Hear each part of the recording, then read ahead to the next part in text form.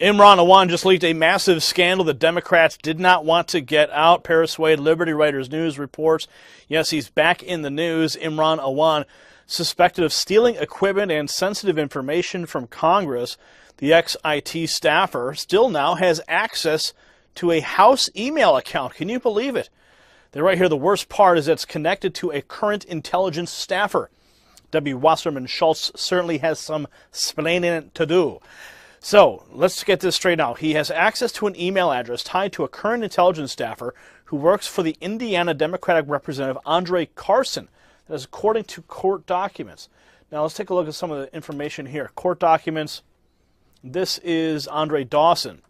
Now they show that that Awan used the email address 123.mail.house.gov and his standard Imran Awan at mail.house.gov, according to Daily Caller. They're right here. Authorities did not know that he had a second account linked to his identity.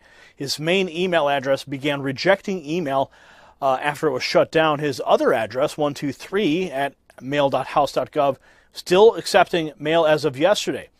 And according to the Daily Caller, when that email address was sent, it actually fills in with a man named Nathan Bennett, who's here. He's a deputy chief of staff to Congressman Andre Carson of the House of Representatives. So the email is now being forwarded and connected to this gentleman here. Now, according to the LinkedIn profile, he works on the House Permanent Select Committee on Intelligence. He works on National Security and Foreign Affairs. He works for Carson as a member of the House Intelligence and House Homeland Security Committees. Carson employed Awan in the past, so now he looks like he's fielding all of the emails that were going to him. Now, the scandal is clearly the most damaging scandal of all time. And, of course, the media and the Democrats are so quiet about it. And they're complicit. Their silence is compliance. They do not want to talk about it. Now, according to Jordan Sekulow at the American Center for Law and Justice, the Awan brothers' case is becoming even more damning by the day.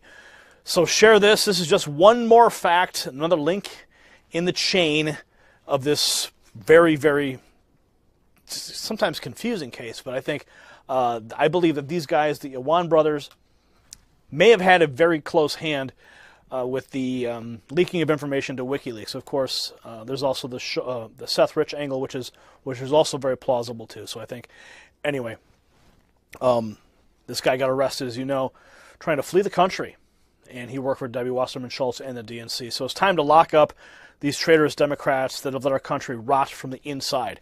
What are your thoughts? Comment below. Subscribe for updates. If you like what we're doing, give us a thumbs up and hit the links in our description. We'll see you at the next report. Extensive rescue efforts are still underway across southeastern Texas, including the dramatic evacuation of hundreds of patients from a hospital in Beaumont as it became consumed by floodwaters. We're keeping close watch on the Arkema chemical plant outside Houston, which was rocked by fires and multiple explosions earlier today. Officials are warning of more potential explosions to come. The area is within 1.5 miles of the plant has been evacuated. Wow. Yeah, so I mean, they said that yesterday. They go, oh, there's going to be an explosion here. It's just a matter of time. They had 2 generators. They need it refrigerated, and they knew the generator was going to blow, and then the refrigerator was going to stop, and the chemical was going to ignite. But they couldn't answer a lot of questions. Like, for example, that smoke you're smelling, could that kill you? Yeah. Was that dangerous? I wasn't happy with that answer. No, that would certainly not be comforting to me if any of us were out there. Thank goodness evacuated. You know, these are kind of the unintended consequences. Like, we think about the flooding, we think about the water and the wind damage, but these types of explosions, Brian and Kat, I mean, these are the things that you don't really anticipate when this type of natural disaster comes your way. No, absolutely not. Well, I mean, in a way, because we're not chemists and we're not spokespeople for a chemical organization, but if you're going to be a spokesperson for a chemical organization, a common question would be, is that smoke poisonous, noxious? And I want you to hear what the interaction was like and tell me if you would feel good if you're within this radius or somewhere near it. Yeah, I wouldn't either. They said sort of similar to a campfire, but we don't know what it could do. You're not able to say that that any of this is non-toxic, correct? I just want to make sure I'm correct. I mean, organic peroxides are, as the sheriff said, they are chemical materials that are used to initiate other chemical production for the purpose of making plastics. I mean, toxicity is a... Okay, so you can't say it. You're not going to say that they're non-toxic, correct? Are you going to say they're non-toxic or you're not? Yes or no? I think it's a pretty important. I mean, the smoke is noxious. Its toxicity is, yeah, it's a relative thing. Yeah, I don't want to be too cynical there, Brian, but he sounds like he's almost in a deposition, being very measured, very particular with what he's defining it as and what words he's not using. But he also said it's a relative thing. Toxicity is a relative. No, it isn't. That's a yes or no. No, it isn't. That's a definition. How is it relative? Either it's toxic or it's not. That's a protect myself from liability answer. Oh, yeah. I mean, I get it. Unprecedented, never before done, once in a lifetime, once in a century. I understand that. But if you're a chemical organization, you got to look at the worst possible scenario to get the permits necessary even to build, especially in a place like the Gulf Coast. And I know there's a lot of questions. I don't mean to be critical, but that spokesperson has to have the answer to that question. And there was also some first responders that went right to the hospital. Yeah, absolutely. After that. All right, well, it's time to meet today's specialists. She's a Fox News contributor and the national spokesperson for the Libre Initiative, a nonprofit group. Rachel Campos-Duffy is here, and she is a trial attorney specializing in civil rights and criminal law. Ann Bremner is here. All right. Ann, what have you thought seeing all of this going on this week? I mean, it seems like you think it's over, you think it could get better, it keeps getting worse. It does. I was thinking that was like a very much a deposition answer without a deposition question, right? But I guess looking on the bright side of this, it's a horrible disaster. I mean, there's nothing good to say about this except for God bless Texas. But when you look at, we've gotten a lot better at responding to disasters like this. Look at Galveston at the turn of the century, 12,000 people died. And so look at what happened in New Orleans. And so I guess looking at this, at least at some type of silver lining, the responses overall, have been adequate in many ways. We don't have what happened in New Orleans. We don't have the loss of life we had in Galveston. But the fact is, it's our worst disaster we've ever had. But we'll always have them. We'll always have them. And let's just hope we get better and better at responding. Right. Yeah. I mean, I'm just kind of fascinated by what you guys were bringing up about this response from the chemical, whatever, spokesperson. I mean, you're a lawyer, Ann. To me, it doesn't even sound like a very good lawyerly answer, because if you don't tell me it's toxic or you're wavering on it and my kids are breathing it, I'm going to sue your butt after because you didn't tell me to get the hell out of the area. I mean, Christy Todd Whitman in 9/11, she did not know. She was told, it was cleared. You can go debate that forever.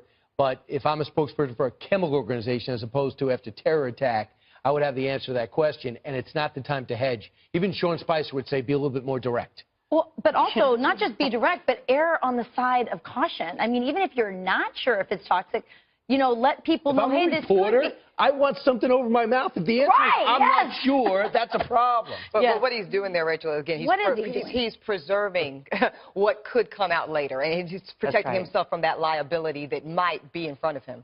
But also, does that work, though? Would he really be protected? Would he well, depends on who your lawyer is, Pat. That's right. well, great answer. All right, well, I'll take Ebony. Go to Fox News correspondent Matt Finn. He's in Crosby, Texas, near that chemical plant that was the site of those explosions earlier today. Matt? Crosby, Texas, about a half-hour drive northeast of Houston. As you could see behind me, we're in front of Highway 90, which is currently closed because it's inside of that 1.5-mile evacuation radius. Sheriff's vehicles blocking anyone getting on or off it, as if getting around wasn't difficult enough because of all the road closures and flooding. Now this major highway is closed, and as you all were just discussing, there's a lot of conflicting information right now, beginning last night when there were 2 reports of explosions at this Acrema plant, and then today we wake up to hear county officials and an executive from the chemical plant saying it wasn't an explosion, it was a chemical reaction. Basically what's happening, the Acrema executive says that they have 9 containers of these organic compounds that are highly flammable, and that they anticipated Harvey hitting their property last week, so they closed shop. They brought in backup generators. Those failed. Then they brought in another system, and that failed. So right now, one of the 9 containers basically combusted. It caused a fire, and it released what they're calling irritants into the air. And we're trying to determine just how dangerous these irritants might be. And the sheriff today got in front of a camera and says, well, basically it's similar to standing by a campfire and breathing in smoke. Then, as we just heard from that executive at Acrema, he says, well, it's an irritant and we're just not sure about how toxic it is. And then a short while ago, Tom Bossert, the Homeland Security Advisor at the White House briefing, said, well, if you were near those black plumes, that would be really dangerous. Take a listen to his explanation. They're testing the air quality as local responders, but they don't know of anyone yet that's in that area of plume that would be affected. So if they were there, it'd be dangerous, and they have to keep an eye on it and make sure that they take it seriously. But for right now, the people don't seem to be there. I lost IFB. Now, there were 15 deputies hurt in this incident. They described their wounds as standing over fire pits. Fortunately, they were all treated and are doing okay right now. Highway 90 remains closed, and we are following this developing situation. Not clear when this evacuation might be lifted or just how many people are affected. Back to you in New York. All right, Matt, I'm not sure. Can you hear us? Yes. Okay, good. You can. All right. I have a quick question for you. Although I'm going out of order, I'm going to get yelled at in the break. I apologize. Matt, when you say it's 1.5 miles within the plume, we also know that the first responders, the cops, whoever showed up first, ended up in the hospital and they're out. But are you sure they're okay? We have been told that they're going to be okay, that they were treated, and that they just had, minor wounds or something to do with this irritant that they had breathed in. We haven't heard of any severe injuries, Brian. I mean, are you hearing people be concerned about this? I noticed that you're not even wearing a mask right now, so you're a very brave man, but I would be a little concerned about it.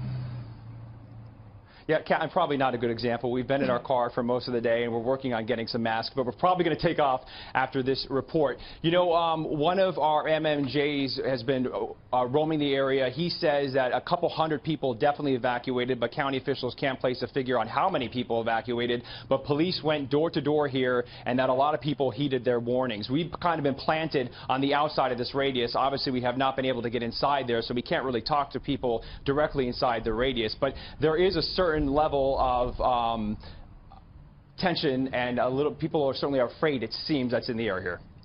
Matt, my question is, of the 15 individuals that we know, had at least some minor injuries, do you have any idea how long they were exposed to the, quote, irritants or whatever other mitigating term they're using to describe that?